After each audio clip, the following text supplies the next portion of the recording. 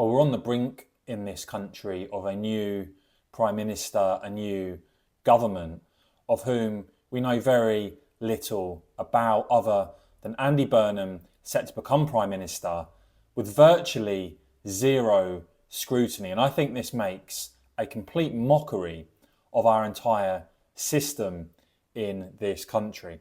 It is farcical that you've got Burnham, who of course didn't even stand at the last general election, about to take over, and we don't even know who the Chancellor is about to be.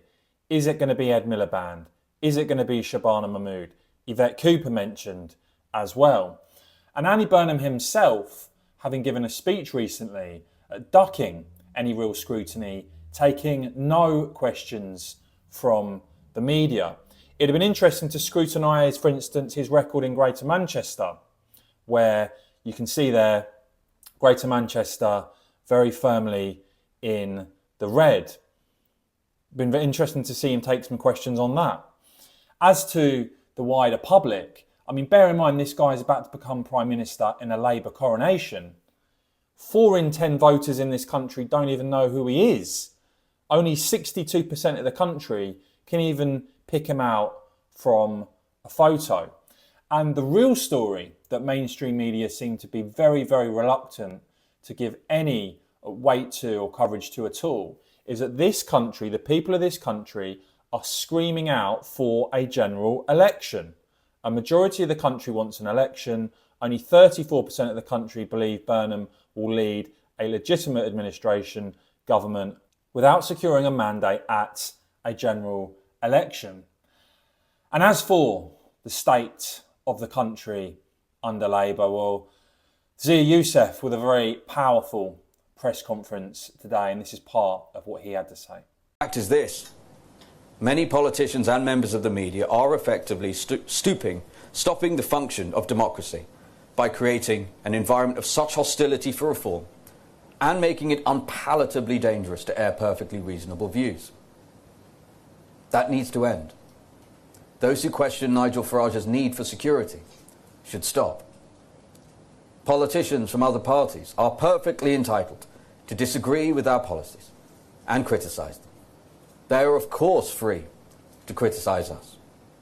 But they must stop equating us to murderous regimes that butchered tens of millions of people and committed some of the greatest horrors in history. And so today we also had Keir Starmer's final Prime Minister's questions. I have to say, Starmer leaving behind a disgraceful legacy from top to bottom. And it seems the Uni Party was in full swing today, which I don't really think was appropriate. But one politician intends to spend the summer avoiding scrutiny, refusing to set out his plans.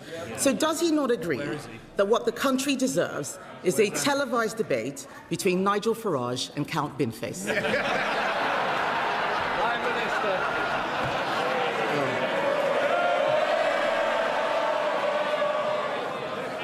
Well,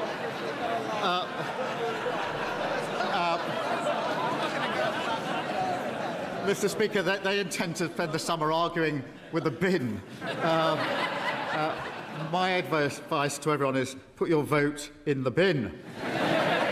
But can I also pick up on a remark from the Leader of the Opposition about the by-election we're about to see in Clacton? I have to tell her I cannot back joke figures with ridiculous policies, which is why I'm supporting Count Binface.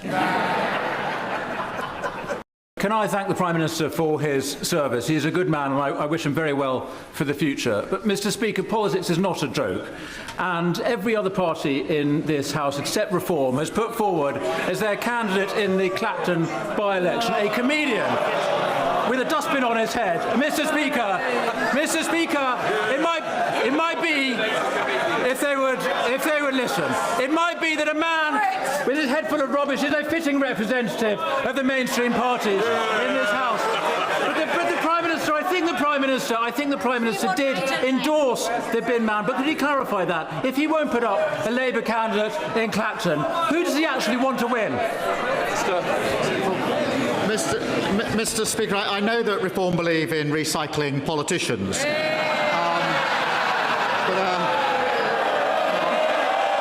So yeah, there you go. That's the uni party in action. It's all a big joke. In terms of what Burnham is going to be facing, well, you can see this is the legacy that he's going into: a worsening economy, rising borrowing costs, interest rate hikes over the next few months are likely, it seems. And yet the level of scrutiny, the total lack of scrutiny of the man who is about to become Prime Minister is truly alarming. You can see there was an attempt to force a vote on extending Parliament's sitting to Monday so that the Burnham government could face just a little bit of scrutiny.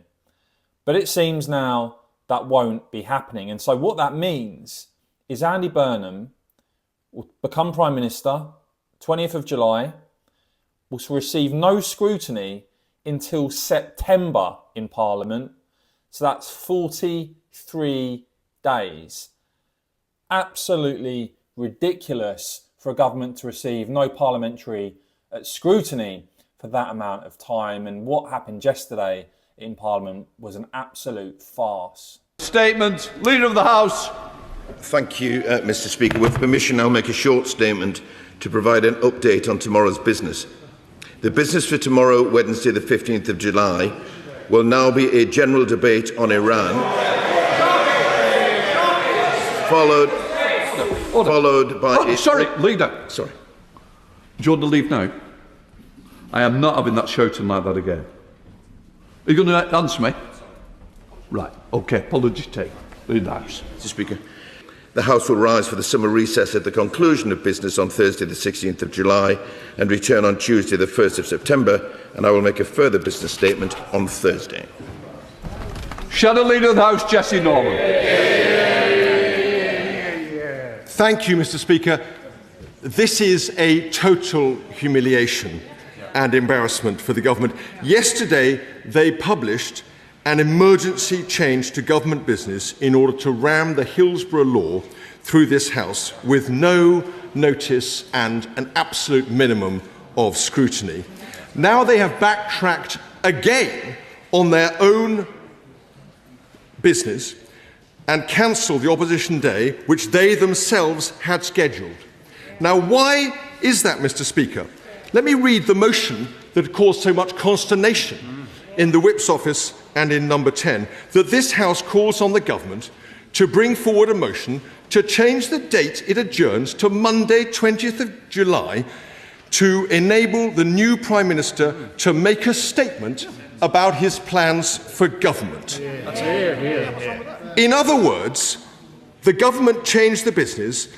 It refused even to delay the activity of this House by one day in order to permit the Prime Minister, as he will be, to take a statement and to answer questions as to his intentions and plans. So there you go. I mean, I don't know what your opinion is on it. Do let me know in the comments below. I think this makes a complete mockery of the whole system. Andy Burnham clearly has no mandate in terms of being Prime Minister and has already announced a whole series of pledges that were not in the Labour manifesto.